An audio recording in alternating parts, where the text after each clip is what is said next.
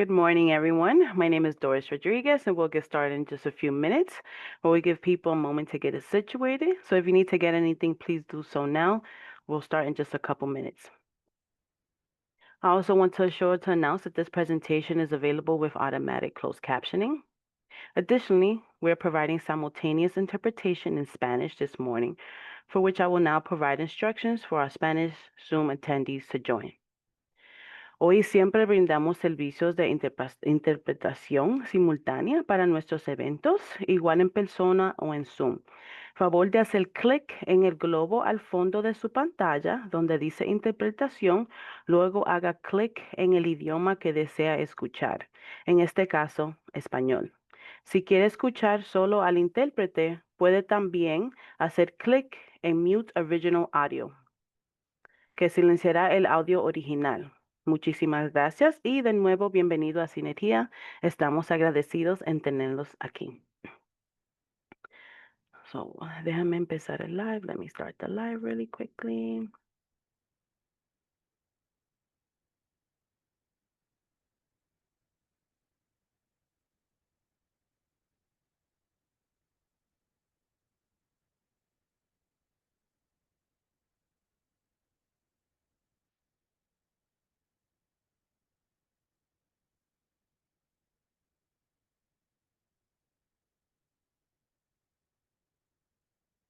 All right. Before we begin, I want to let you know that we'll be broadcasting live event via Facebook, and I want to give a warm welcome to those joining us there.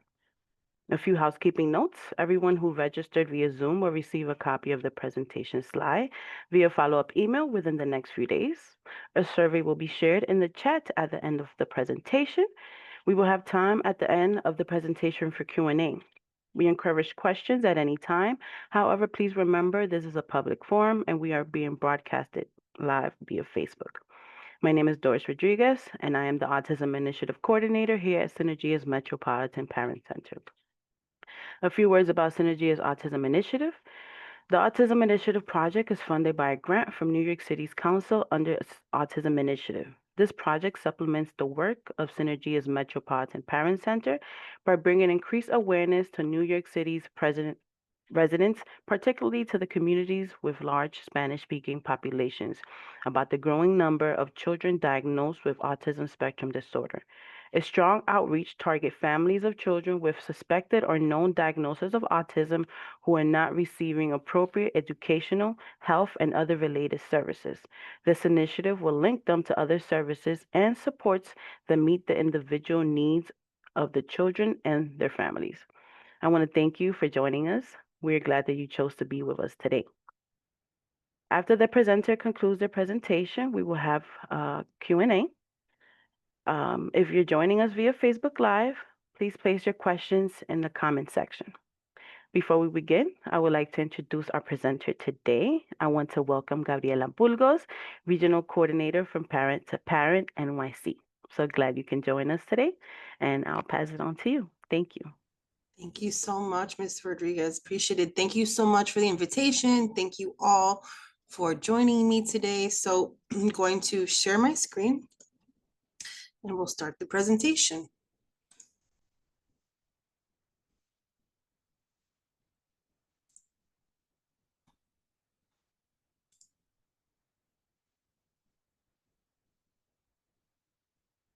Okay, so once again, thank you so much for joining me tonight, or today, I'm sorry, for my presentation. So my name is Gabriela Burgos. I am one of the New York City regional coordinators, as well as the Spanish-speaking coordinator for Parent to Parent of New York State, and I represent New York City office. A little bit about Parent to Parent. So Parent to Parent is a family support organization, which means we do not provide any services, we provide support. What that means, we provide support in like the workshops that you're attending today. We have a plethora of topics that we talk about. Today, we're going to be talking about preventing parent burnout, but we also have presentations on how to access OPWED services, how to apply for the program. We also have a topic on how to organize our children's healthcare information, as well as their educational records. We have a slide presentations on how to do binders for them, right? And the importance of organization so that we can feel empowered when we have to go to an appointment, a meeting, a school meeting. So we have many topics that we talk about. We also have support groups. So hopefully you all could see in the chat, I put, first of all, my contact information. I will definitely share my information once again at the end of the presentation. I know that Ms. Rodriguez is also going to be sharing, like she mentioned, a lot of resources that I shared with her, so she can share with you all, and that includes my contact information as well. So I run also 2 support groups for parent to parent. So in the chat, I put the link, registration link for my Latino group. So I run a monthly support group for Spanish speaking families. So I invite you all to please join, because it's a nice space, it's a confidential space for families to join and meet other families, ask questions, exchange resources. I also put in the chat, I also run a BIPOC group. So that means it's Black, Indigenous people of color. And the same, it's a monthly group. They're all free through Zoom. So I invite you all to join us. I would love to see you all. And then the bulk of our work here at Parent to Parent is information referral, which means if you reach out to me and you're saying, hey, look, I am looking for an organization that can support me. I need help in accessing services. I need help with advocacy, whatever that may be, anything that's related to raising our loved one with a disability. I help you guys. I connect you guys to the organization. I provide the resources for you all. So once again, I invite you all, if any questions, I always tell families, no question's a silly question. You can feel free to reach out to me. I will definitely help you all. I help you all navigate the system. How do I do that? I myself am also a mother of a child with a special need. So I have an 11-year-old son. He is officially diagnosed with autism. He's also diagnosed with a defiant disorder. My son also has mental health issues and behavioral health issues. So I really used my lived experience. All of the staff here at Parent to Parent are family members, caretakers of a loved one with a special needs. So we use our lived experience to say, hey, look, this worked for me. It can probably work for you. I think that in my personal experience, raising my son, especially here in New York City, sometimes word of mouth is better, right? Because it's more personable, right? Because sometimes you do Google searches, you might, search somewhere else, and yes, you might have a plethora of information, but sometimes you have to find the right fit. So I invite you all, like I said, if you have any questions, if you're looking for any resources, any type of support, please feel free to reach out. So with that said, today we're going to be talking about preventing parent burnout, stress management for parents of children with special needs. So all families experience the stress of ordinary life events. It could be a birth, death, loss of a job. It could be a move. All of these things in our lives cause stress. Stress can be both good or bad. Tears can be both happy or sad. All parents experience the stresses of parenting in general. It could be worry over growth and development, worries over their child's physical safety. As parents, we have similar priorities, whether your child has a disability or not. We all want our children to be comfortable and happy in their own skin. So we worry about their growth, their development, safety, and their emotional well-being. And I love this quote, right? Extraordinary parenting responsibilities create extraordinary pressures on parents, right? And I think a lot of us feel like this image, right? We feel like we have to be the super parent, right? We have to be the parent, the person that's gonna resolve all the issues, right? We have all the answers. And I think that we all can agree, right? We're all just humans, right? And sometimes we make mistakes, right? I know that I can tell you by my own experience that I've made parenting decisions that in the long run is probably wasn't the right decision, but at the moment I felt that it was, right? And let's be honest, right? I think that it's okay to make mistakes, right? I tell families, sometimes you don't have the perfect answer. But what does that mean, right? We learn from our mistakes, right? Um, so it's okay to make a mistake, right? It's okay not to be perfect, right? Because we have to remember that we're just humans, right? And that's part of being a human, right? Is sometimes making mistakes or not being perfect. And it's okay not to be perfect. So, parents of children with special needs act as their child's case manager, nurse, therapist, advocate, or teacher. We wear so many hats. It could feel like we are literally juggling everything at the same time. And what does that mean? If we're juggling things, a bunch of things at the same time, eventually sometimes the pin might fall, right? And everything falls apart. Um, but it's okay, right? It's okay to say, you know what? It's too much for me right now, right? I have to resolve everyone's issues. I have to, if the school is calling me, right? If the teacher is calling me, if I have a case manager, and it's like we have to we have to juggle everything at the same time, and it can be so daunting. I know personally right now at this moment, I'm really advocating for my son's education. So what does that mean? A lot of the times during the week, I have to answer 1,000,001 emails, phone calls. This person has a question. This other person has a question, right? And what does that mean? I'm just like, I've learned, and I will teach you guys throughout this presentation, the importance of saying no, setting limits, right? Because like I mentioned before, we're only humans, right? And we can only take so much at a time. So parents often feel plagued with feelings that they should always be doing more. Researching a new therapy or medication, making another phone call, advocating for an important program.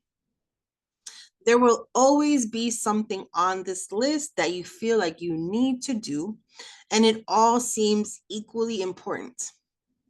We tend to think that if we can just get everything in place, we can sit up and just relax, right? These variables will constantly change. We must be proficient in adapting to change, right? And I like this quote and I use it a lot. This is a marathon, not a sprint. Everyone has moving parts every day, right? So like I said, we have to learn how to adapt to changes sometimes. And I think like with our children, right? Sometimes they can't adapt to change, right? But we teach them, right? And we teach them that it's okay that maybe something didn't happen today or we couldn't achieve a goal today. So we ourselves as parents also have to learn that. So at the same time, parents often have no formal training, lack quality childcare, feel homebound and isolated, have little time to maintain their own health, have limited time for other children, have limited time to maintain healthy relationships. And I think I used this analogy before, right? But we can feel like a circus juggler that has way too many pins in their hands. And at any moment, things can fall apart. We can have obstacles that pop up that makes things even more difficult. And I personally not only feel mom guilt, but I also feel guilty as a partner to my husband. I've been married, we just celebrated 17 years with my husband. And a lot of the times, even though I feel so tired, even though I feel so exhausted, I also have an adult son as well. So there's moments where I have both the mom guilt and the spouse guilt, right? And like I mentioned, sometimes I have two jobs. I work my first job at 4 o'clock in the morning. I end my day sometimes at 6 o'clock at night. Um, and I get home and I am exhausted. And then everyone wants my attention. Everyone wants to ask me questions. They want to tell me what their day went. Um, and there was times where I was just like, I'm sorry, you guys, I am too exhausted. I don't want to hear anything. I've been speaking all day, but I've learned that even if I give them 5 or 10 minutes of my time just to listen to them, right? Just to say, okay, well, yes, I heard you. You know, we have conversations, and I've learned that I should not feel angry because there was moments where I felt angry that everyone wants my attention at the same time. But I've learned that that's love, right? I'm receiving love, and they want my attention and they want my time, right? But I also learned that I can't neglect myself either. I have to love myself too. So what does that mean? That means that after everyone spoke to me, after everyone told me how their day went, how they're feeling, I say, oh, all right, you guys, well, it's time for me to go to bed. I go, I take a shower, and I give myself at least 20 minutes, right? To do whatever the heck I want. And that for me is just, uh, it's embarrassing, but I like to watch silly, funny videos on the internet. And that makes me happy, right? So I encourage you all, right? Don't feel guilty for giving yourself time. Don't feel guilty for maybe giving someone else in your home time, right? Even if it's just 5 minutes, right? Um, and understand that sometimes we have to set limits or we have to set boundaries and say, you know what, it's okay to say no. So I think that's a big theme for today. It's okay to say no sometimes. So the question is, the problem is when a child is diagnosed, all the attention is focused on helping the child. And I find this quote kind of funny, and I think we could all relate. A worried parent does better research than the FBI, right? So by being concerned about our children's well-being, we learn where to find good information and resources. This worry causes us to start so much research, and I bet that a lot of us here at this workshop could even give a better presentation than I can, right? Through the information that we've learned throughout the years, through our lived experience raising our children. And we learn, like I said, I mentioned before, that's how we learn from each other, is sharing the information that we've learned throughout the years. But I also I encourage parents sometimes that even though we have the internet at our fingertips, right, and it's easy for us to do quick research, what happens?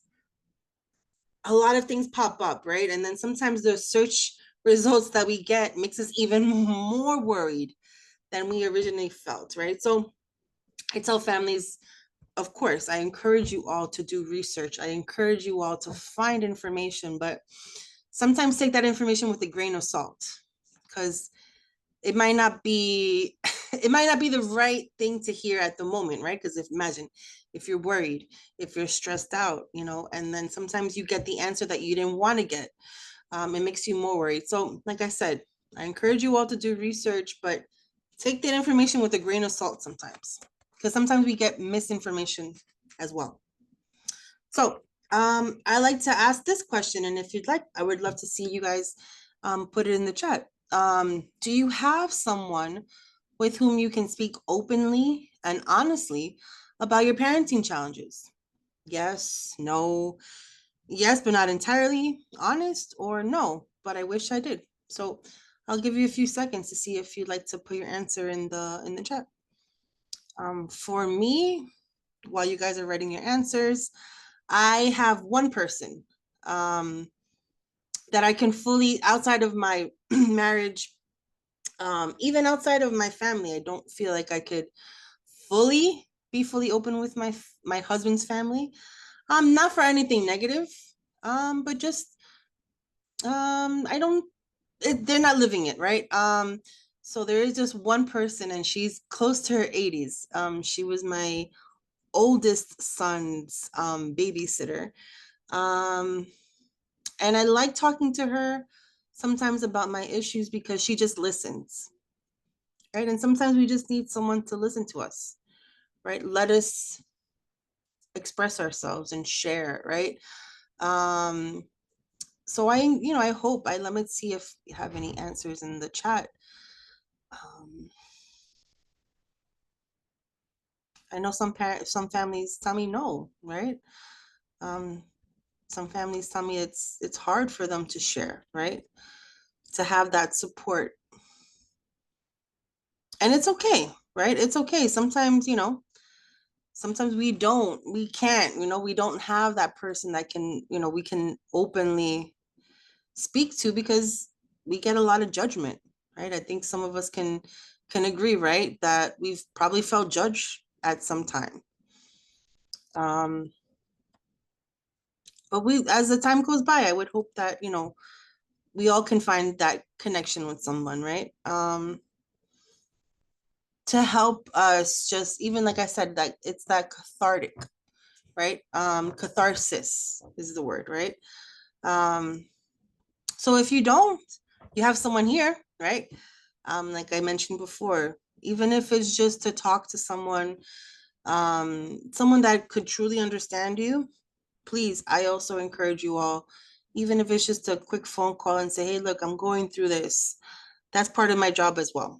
So please, please, I would love to be that person if you need that. So I'm going to continue. I didn't see any responses. So I think I will continue then. So what has you stressed out? Most common stressors reported could be worry about the future, difficult behaviors, increased financial burden, finding services, disagreements between parents. Sometimes finding the right support system for your child involves trial and error. When a child has special needs, there are usually a lot of decisions to be made. And when a lot of decisions need to be made, there is a big chance of disagreements to happen. I think we can all agree. We all have worried about one of these things on this list. I could say that at the moment, I worry about all of the above. Especially worry about the future. I'm not sure if any of you that are here overthink. I'm an overthinker. I tend to think about, oh, what's going to happen in 10 years from now? And I've learned that, yes, it's good to plan ahead. It's good to have, things that you're like, okay, well, in a few years, we're going to do A, B, and C. But sometimes it also, in my experience, has caused me to be more stressed out, right? Because I don't find the answer right away. Or, oh, I might not have contacted the correct person. Or I think the biggest thing is, I've planned things, to the moment or to the second. And then when things do not happen the way that I wanted it to happen, I felt very disappointed in myself, and I put the blame on myself. And I've learned throughout the years that I should not be doing that, right? Because that's causing me more stress. That's causing me to feel like I've done the wrong thing, right? So my suggestion as a mom is take things one step at a time. right? And I think that for a lot of families, that's the way that we I use the word survival um as a means of surviving this difficult system. And like I think I mentioned before, right? I think we could all agree that it's difficult sometimes, right? It's difficult to really support our loved one with a disability. So like I said, my suggestion to you all is just trying to take things one step at a time. So all stress is not created equal. Stress can be divided into three primary categories.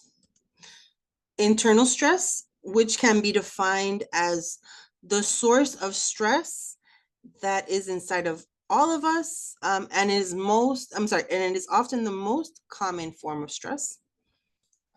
External stress, which can be defined as stress that comes from the environment. And then you have physiological stress, which can be defined as feeling of emotional strain and pressure. These three categories of stress are different from each other, but they work together as an efficient team. As parents, we have to be strategic and committed to conquering these teams.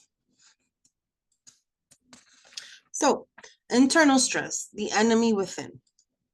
It can be perceptions, beliefs, expectations, attitudes.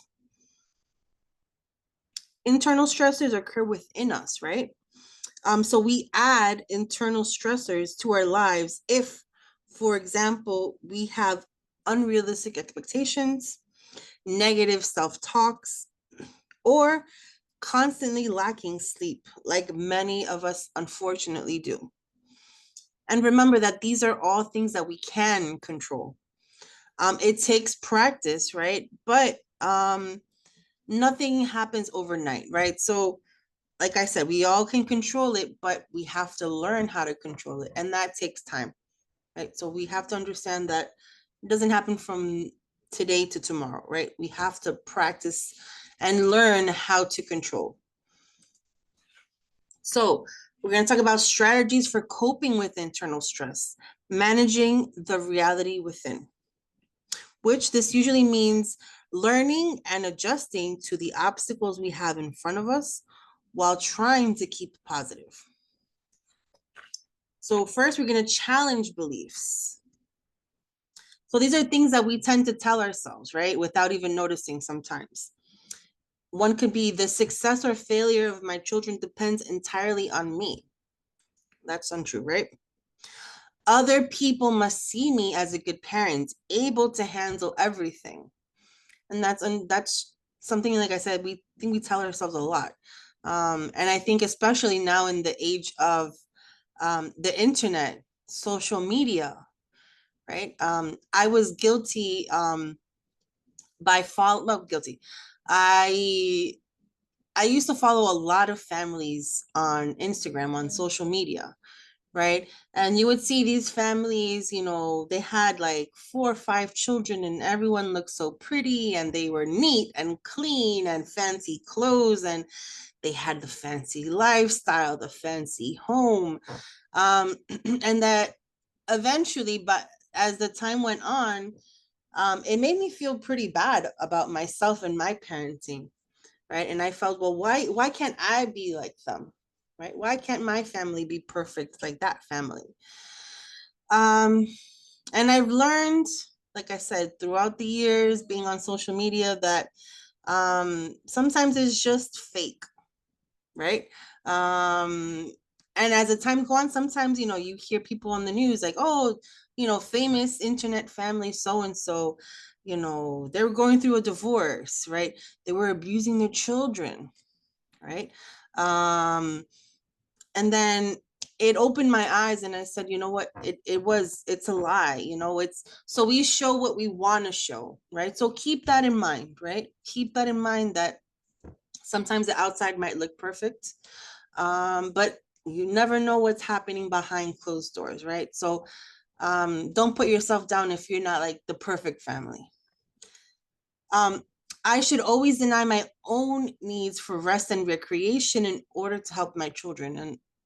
And the point of this conversation today is that we should put ourselves first, right? We should always put ourselves first. It's selfish of me to spend time and energy on myself.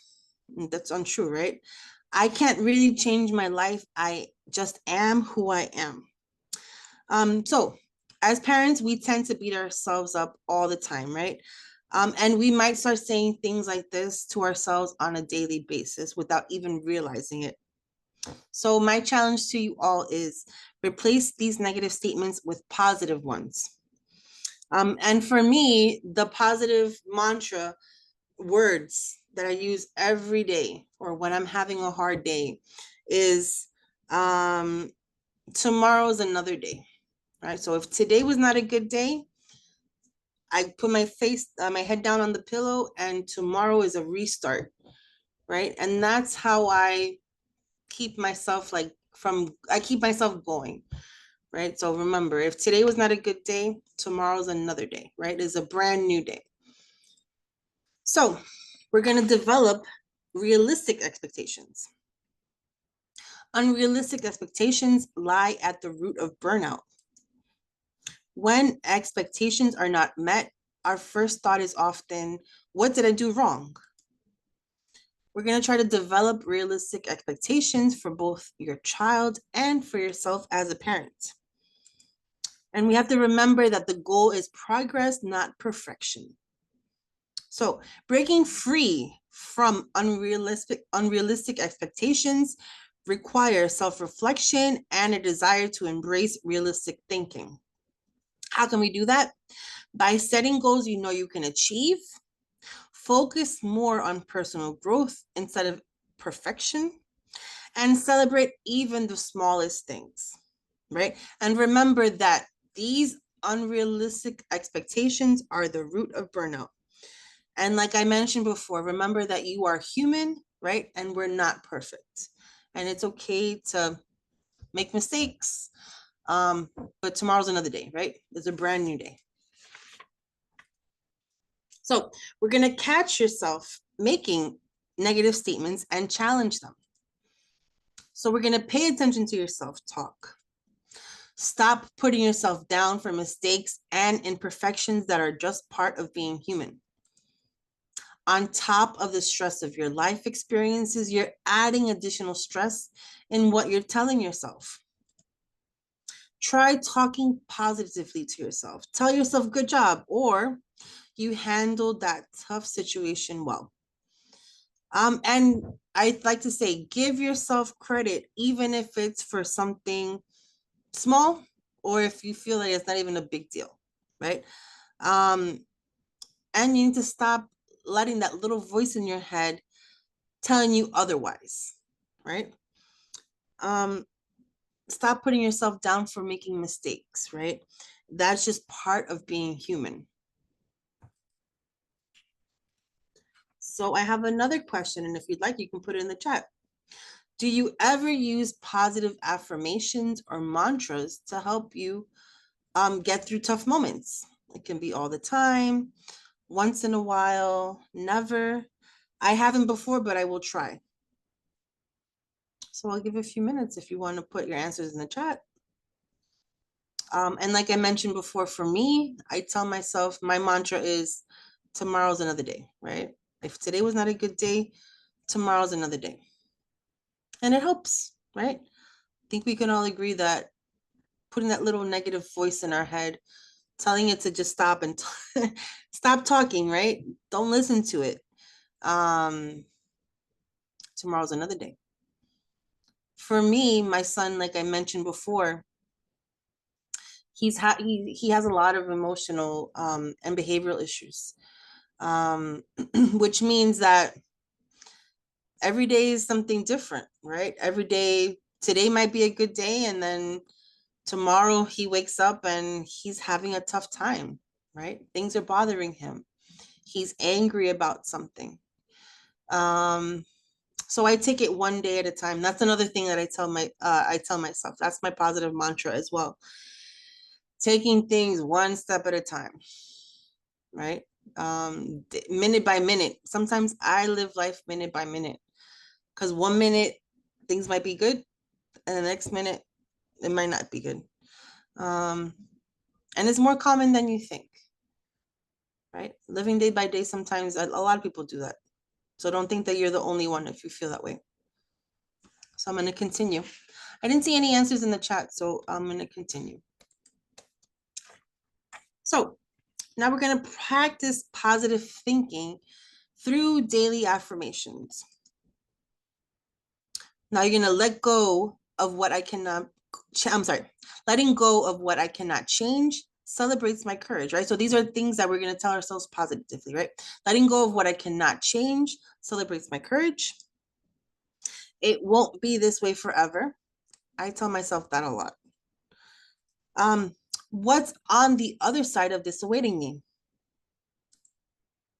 Life does not have to be perfect to be wonderful. And don't believe everything that you think. So the best way to do this is by writing your affirmations down. By actually seeing your positive statements, it can help you overcome your negative thoughts and ideas. Repeat your affirmations often, believe them, and you will see positive changes happen. Also, we're going to appreciate yourself. It's far too easy to take ourselves for granted. Learn to appreciate your worth and value. Acknowledge the good you do for yourself, for your family, friends, community, and yourself. Realize that each one of us is talented in our own unique way. Appreciate your own skills. Sometimes it's enough to try hard. And sometimes our skill is perseverance. So acknowledge the good that you do for others on a daily basis. We are all talented and deserve to let those skills shine, but we sometimes have trouble identifying that skill. So I also tell families when I talk to them, if you want to put in the chat, what are you good at, right? What is a talent that you think that, hey, it might not be a big deal, but if you think about it, you're like, hey, I can do that. Maybe someone else can do it. So for me, it's arts and crafts. So for example, when Halloween time comes, I like making my children's costumes. I make my own costumes as well. Are they perfect? No, but it's fun for me, right? It's fun for me to sit down with my children and say, okay, what are we going to dress up as this year, right? We're going to draw it out, right? We make a little sketch of the outfit. We go and buy the materials, right? And we start making it. You try it on, and for me it's fun. And Halloween time, costumes, making the crafts, for me that's so fun for me. And if I tell someone else, be like, oh, I can't do that. So for me, that's my skill, is arts and crafts, making outfits. I like doing that. So think about it, right? That's my homework for you guys as well today. Think about what are you good at, right? What is your special talent, right? And appreciate that, because maybe someone else can do it.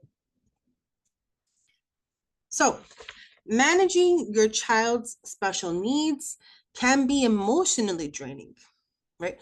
So we as caretakers become so involved with the ongoing needs of our children or family member with a disability that we tend to drive ourselves to the point of feeling almost like a shell of a person. Many of us become anxious, depressed, and irritable. So for me, this topic of the preventing parent burnout hits very close to me. It's the topic that I like talking the most about, because I, at one point, was a shell of a person. I burned out so much trying to get the supports and services for my son, learning my son's diagnoses, accepting his diagnoses. I drove myself to a point where I became very, very depressed. I was very irritable. I was very anxious. And I share this story very openly and transparently. And I'm sorry if it might be a little triggering for some. So please forgive me if it does. But I like sharing this story because when I do, a lot of times families, but at the end or privately, they tell me that they felt the same way. So when my son was first diagnosed, I was, getting him the services and supports that he needed. He's always had a lot of behavioral and emotional and mental health issues. And it got to a point where my husband used to work nights. So, I would spend the whole day with my children by myself. And there was a little voice in my head one night told me, you know what, Gabby, I think that's enough. I think we've done enough, right? We cannot do this anymore. So how about you end it all? So the little voice in my head told me to tell my children we're gonna go take a night drive. We do that a lot. We like to drive around, just get some fresh air. It's a free thing to do, right? A fun, free thing to do. So I told my children that night, we're going to go into the car, we're going to have a night drive. But my goal that night was to end it all with my children. I was willing to drive off the road and be another tragic story in the news, right? I think we unfortunately hear stories like that a lot, right? Of parents or caretakers that unfortunately make very unfortunate decisions. And thankfully, as I was driving and that little voice was telling me to do it, to do it, to do it, to end it, another little voice in my head said, snap back out of it, don't do it. It's not smart. You're just gonna, no, that's not the thing to do. So I kept that a secret for a long time. I didn't tell anyone that I was thinking that or I thought about doing that. And it ate me inside for a long time. So eventually I learned that, I accepted that I needed professional help. I told my husband, I confessed to my husband that I thought that. And I found the help.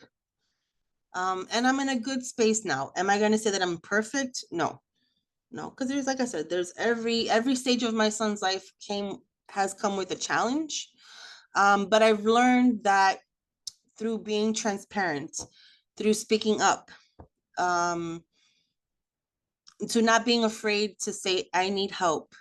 I'm in a much better place. So, like I mentioned before, please, I'm here. I know that Ms. Rodriguez and the staff at Synergy are also, we're here, right? We're here to listen. We're here to support. We're here to, to get you out of those negative spaces. So please, like I said, I always invite you all, even if it's to talk to someone, please do. You can reach out to me.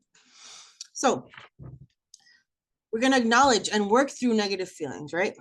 We're going to communicate with your spouse and partner, right? So opening up, develop a support network, rely on positive sources in your life, seek professional help, and don't feel like you failed as a person because you have to seek professional help, because that's what it's there for, right? To help. Pent up emotions. The simple act of disclosure is what helps relieve stress. All right, so opening up and sharing what we are going through can be so hard to do. But once we do it, it feels like this weight can be lifted off of our shoulders. And I tell families this, right? Try to surround yourself with positive people, positive energy, right? And it's okay that you're not okay. Just try not to stay in that negative space. So we're going to recognize what you can and cannot control. The only real control you have is the choice of your own thoughts. Oh, I'm so sorry. The only real control you have is the choice of the only real control you have is the choice of your own thoughts, your own words, and your own actions. And remember that you cannot control situations, but you can control how you react to it. So we're going to talk now about external stress factors. It can be dealing with school about your child's program, coping with difficult behaviors, educating neighbors and relatives about your child's special needs, helping siblings understand their brother or sister's special needs. It can also be financial pressures, working with spouse on child management and discipline.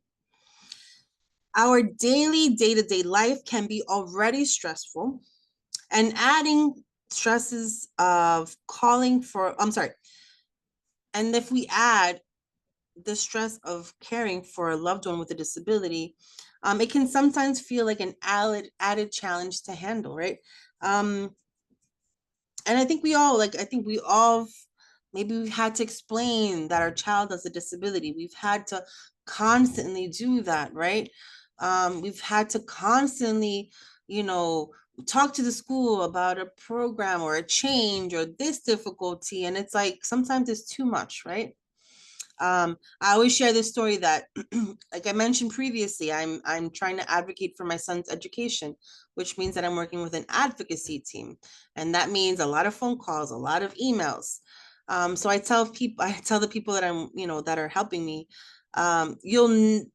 don't expect an email or a phone call at 4 o'clock in the afternoon, 5 o'clock in the afternoon, because by that time, I've done my 2 jobs. I'm exhausted. I am sleepy. I am irritable. I just want to go home.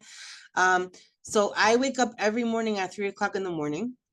So you'll see me respond to emails at 3 o'clock in the morning. You'll get my response because that's when I feel most rested. I'm always tired. But I'm fresh, right? My mind is fresh. I'm not irritable, and you'll get a better response from me if I email you back at 3 o'clock in the morning, right? So what I'm trying to say is set limits, right? Setting limits and say, the teacher, she's emailing you about something. You don't have to answer it right away, right?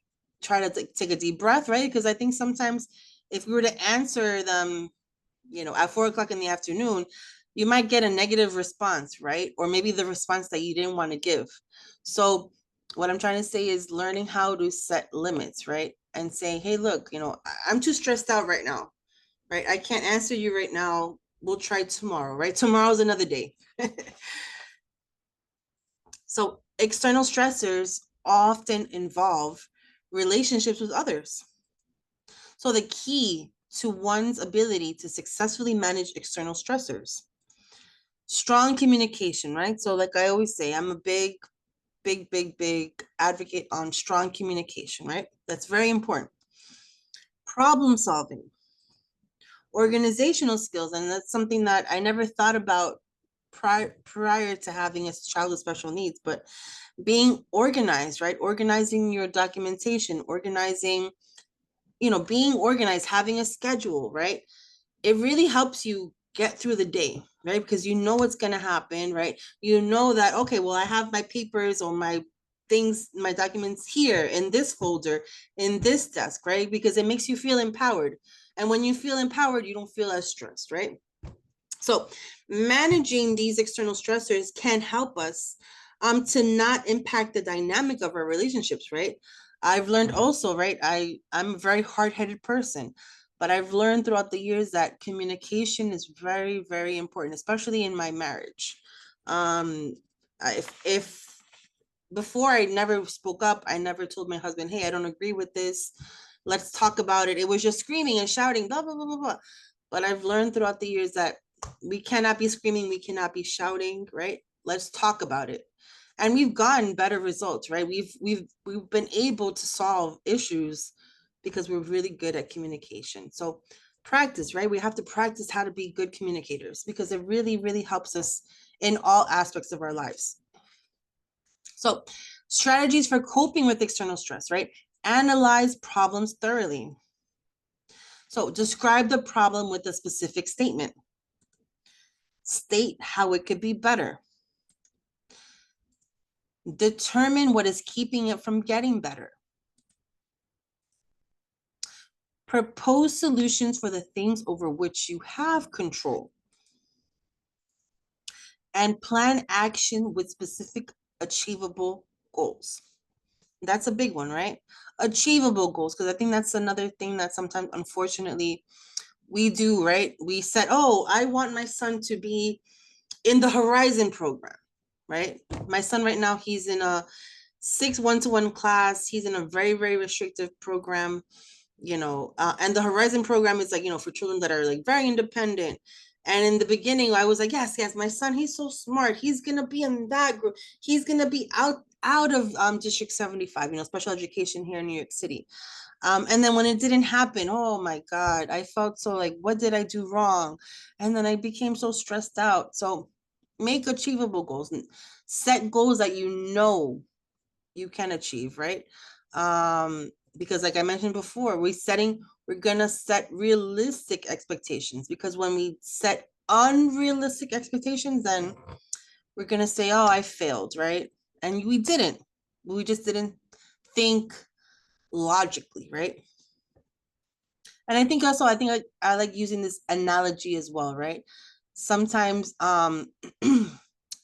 life can be like a domino effect, right? So one thing affects the other, affects the other, affects the other, affects the other, right?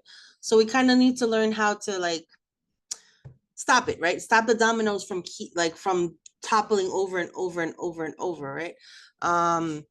So all of these things, all these strategies that I'm teaching you all here today, it's just making everything just run smoother. Because when things run a little bit more smoother, then we can really feel like, okay, I'm doing this. I'm really, really doing this. So it comes to being assertive, right? Standing up for our decisions.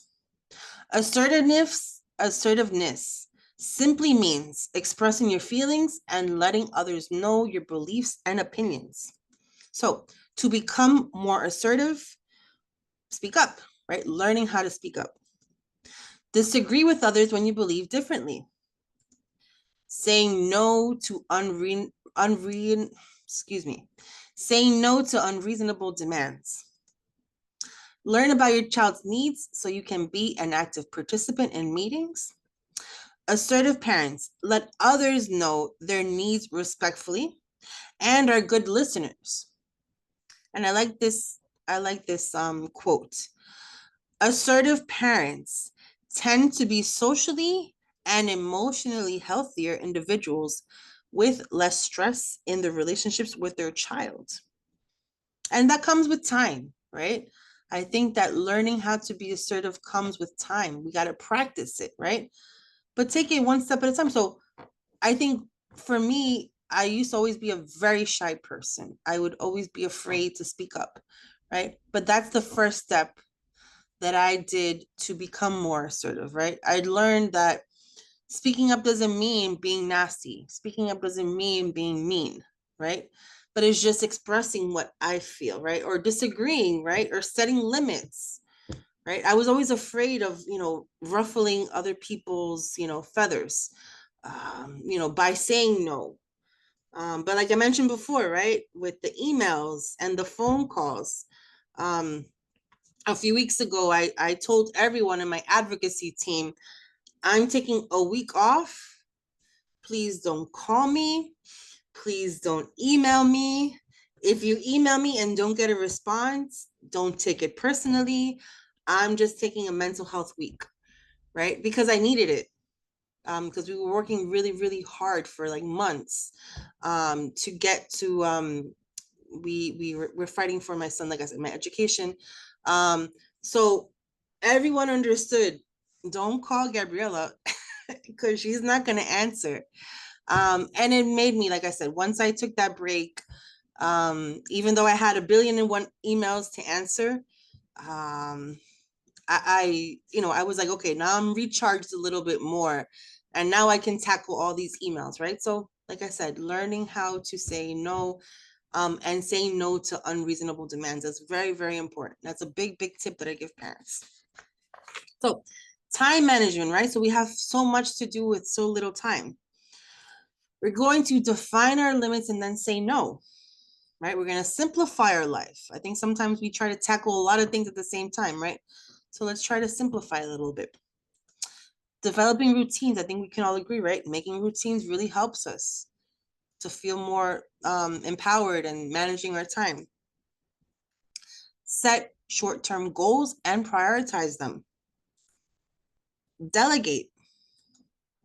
Become an expert organizer. And we can live by lists as well. So by using some of these skills, we can be better prepared to use the 24 hours in the day to accomplish what is needed. Years ago, I had a therapist that I was working with make me create a list of what is important and not so important.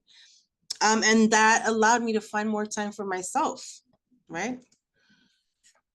So physiological stress, so the diet, exercise, rest, and recreation. I think we can all agree that children with special needs often require exceptional amounts of energy. In order to replenish energy, parents need to be sure that they get sufficient rest. We try, right? Eat well-balanced meals. We're going to try. And exercise vigorously. We're going to try, right? We need to think of ourselves like a fancy car. In order for it to run smoothly, we need to make sure that all the components of the car is up to par, right? And please do not feel guilty for taking care of yourself and giving yourself self-care, right? And remind yourself that the people that you love and care for you want you to be okay. They love you and they want you to be fine, right? I get that a lot with my family, my son, my oldest son.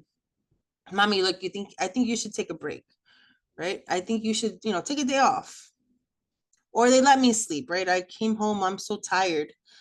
I have to go to sleep, right? And I've let them know, they've learned, right? Because in the beginning they were like, Mommy, like, why aren't you talking to me? Why aren't you listening to me? But they've learned that I need that rest. I need that relaxation, right? I need to recharge. And even with the rest, right? Like I said, I wish that we could all have like 8 to 10 hours of sleep a day, right? A night. But we're going to try, right? Maybe going to sleep a little bit earlier. Maybe giving yourself another 30 minutes in the morning, hopefully, right? Maybe get a little bit more rest, right? Eating balanced meal, a well-balanced meal. I'm not trying to say that you guys are going to become vegetarian or vegans from today to tomorrow, right? But try to little by little, maybe like, okay, well, maybe incorporate more vegetables in your meal, right? Or instead of having the lunch at the Burger King, we're going to maybe have a salad, right? So little changes, right? Exercising vigorously. I'm not going to say you're going to become, a bodybuilder by tomorrow, but maybe instead of taking the elevator, those 2 steps, those 2 floors in the office, maybe take the stairs, right? Little changes can really make a big difference, right?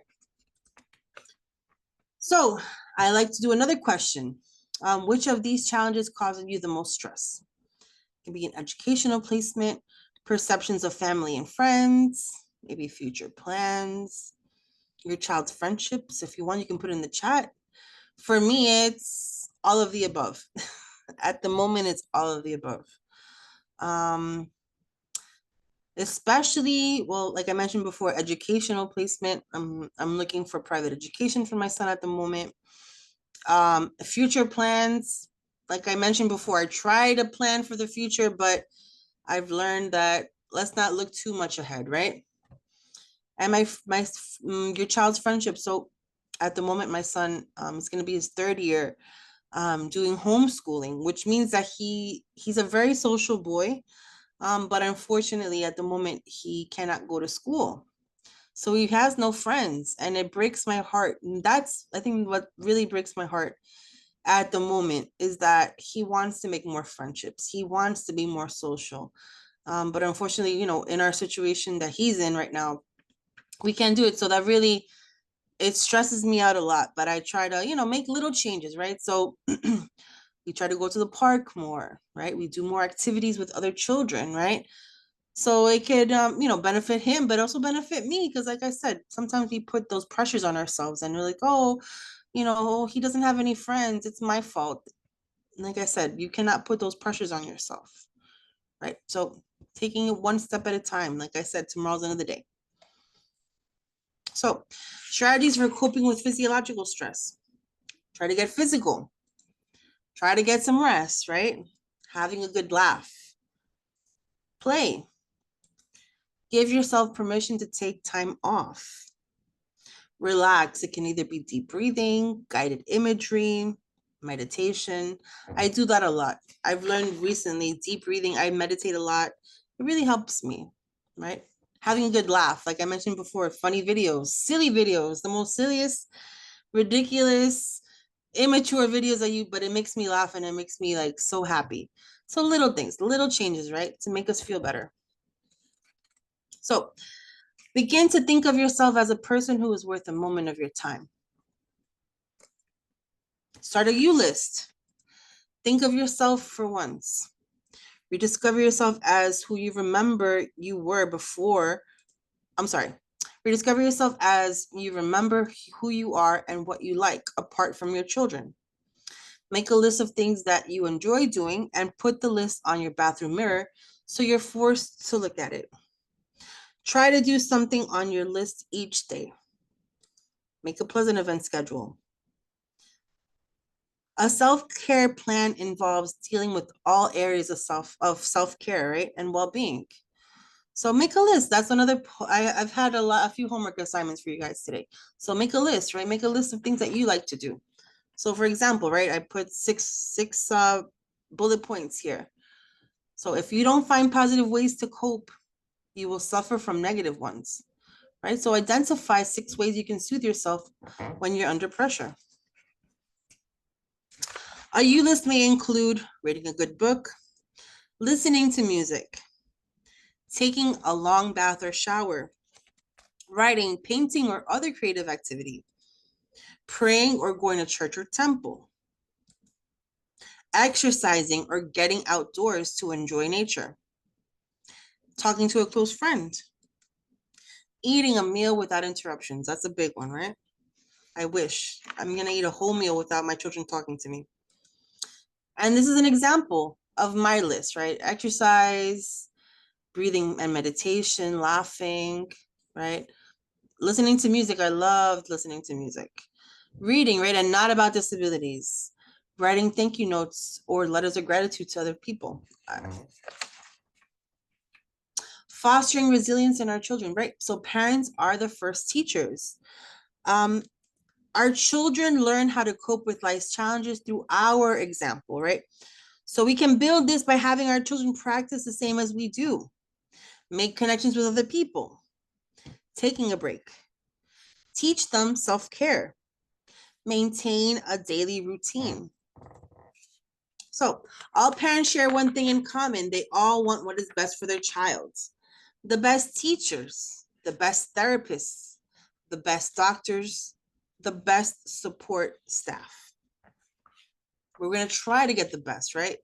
That doesn't mean that we're going to get the best, but we're going to get as best as we can, right? And don't beat yourself up if we do not get the best. We're going to try step by step. But how often do we stop to consider if our child deserves a parent who is at their best, right? So I like this quote as well. Self-care is a divine responsibility. We cannot give what we do not have.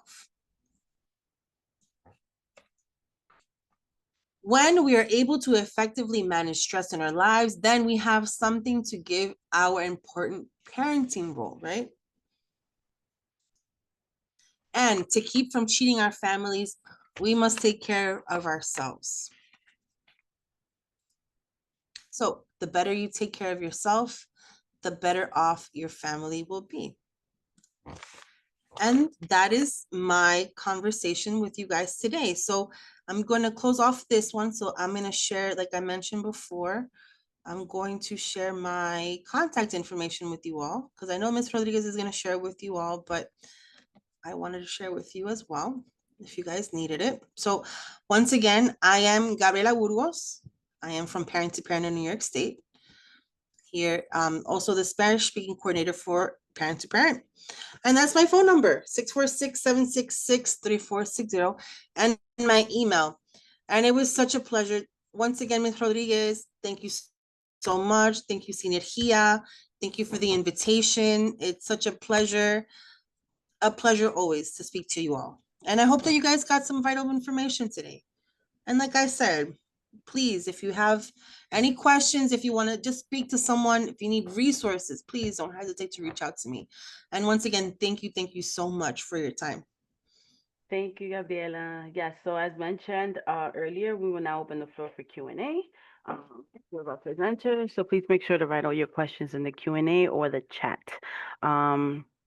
I will also be joining, well, let me just place the survey on the comments section just in case, so you guys have that.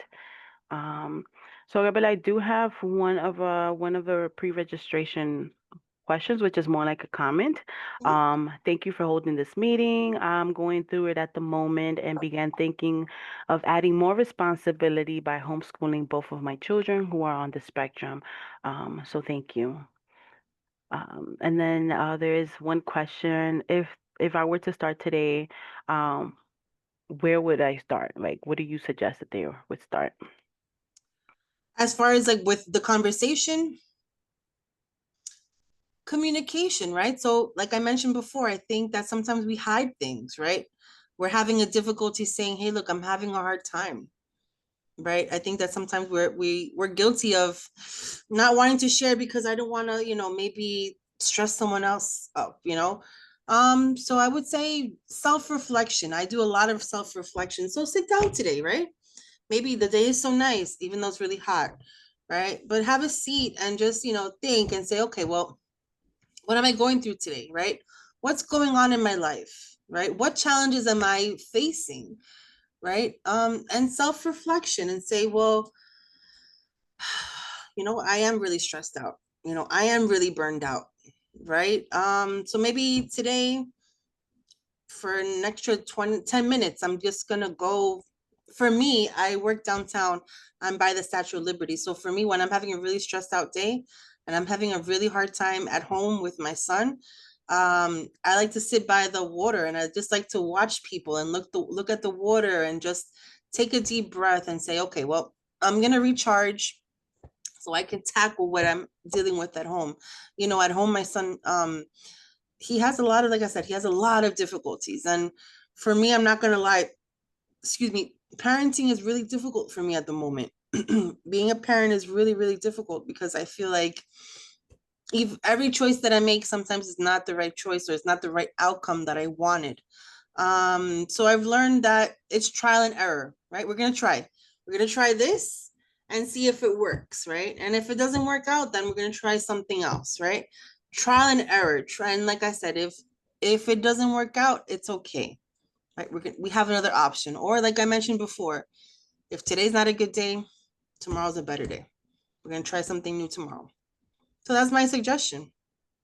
Thank you. Yes. So, Gabriel, we don't have any more questions. I looked through the Facebook Live. We don't have questions there. So, I want to thank you so much for joining us today. And we hope that everybody enjoys today's presentation on preventing parent burnout, stress management for parents of children with special needs. A special thanks to our presenter for leading this webinar on such a great, important topic. And again, we encourage our audience to stay a few more minutes to complete the survey, which is in the chat. And if you do have any questions for our presenter, please contact me in the email that I will share with you, and I will relay those messages to her directly. So thank you, and you guys have a great rest of your day. Thank you, everyone. Thank you, Ms. Rodriguez. Thank Of you, course. everyone. Thank you so much for your time. Have a great afternoon, you guys. Enjoy. Thank you. Thank you, Anna, as well. Bye-bye. Thank you, Ms. Anna. Thank you so much. Take care. Bye.